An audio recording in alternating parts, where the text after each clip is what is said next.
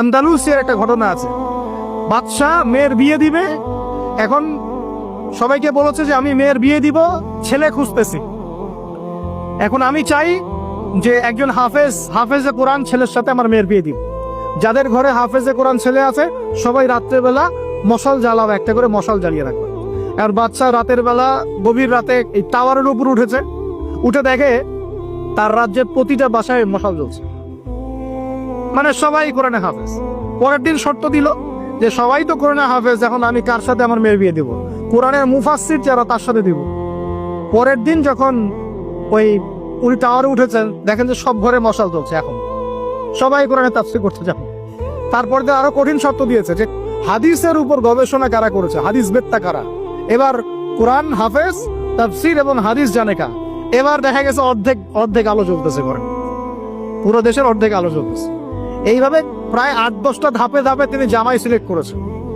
জামাই পেতে এত কষ্ট, সবাই ভালো মানুষ, এর মধ্যে ভালো কোথায় খুঁজে বের করো। তো দেখেন আমরা যে ইসলাম থেকে সরে আসছি, এই কারণে আজকে বিগত 100 বছরে আমাদের এই অবস্থা হচ্ছে। আল্লাহ পাক আমাকে এবং আপনাদের সবাইকে 5 ওয়াক্ত নামাজি বানায় দেন, দোয়া করি।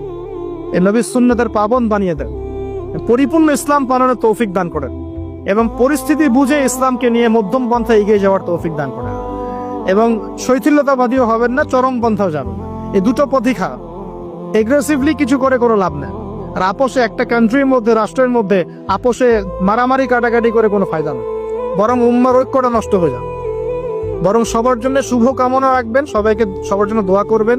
কারো যদি ভুল হয় সেটাকে গঠনমূলক ভাবে মন থেকে মহব্বত নিয়ে ধরা দেওয়ার চেষ্টা করতে হবে। আল্লাহ রাব্বুল আলামিন আমাদের সবার মধ্যে ঐক্য দান করুন বলি আমিন। এইরকম সমস্যায় জর্জরিত সমাজে তো 4টা আরেকটা প্রবলেম ছিল, গোত্রীয় হানাহানি। 5টা প্রবলেম হচ্ছে: 1 শিরক, 2 নাম্বার মাদক, 3 নাম্বার সুদ, 4 নাম্বার মেয়েদের অবমাননা, আর 5 নাম্বার হচ্ছে আপনার গোত্রীয় হানাহানি, মানে মারামারি কাটাকাটি করতো তারা। এই প্রবলেমস গুলো কি এখনকার যুগে নাই? এখনকার বিশ্বে নাই?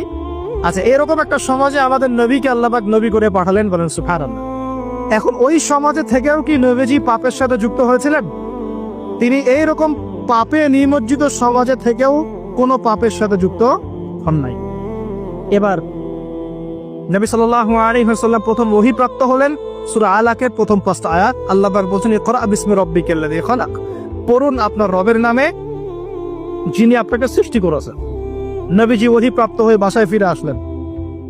বাসায় এসে খাদিজা রাদিয়াল্লাহু আনহাকে বললেন, এই ঘটনা ঘটেছে, গুহার মধ্যে ফেরেশতা একজন এসেছিলেন, আমাকে জোরে চিপে ধরেছেন, ছেড়ে দিয়েছেন, ছেড়ে বলেছেন ইকরা, আপনি পড়ুন। আমি বলেছি মা আনা বিকারি, আমি তো পড়তে জানি না।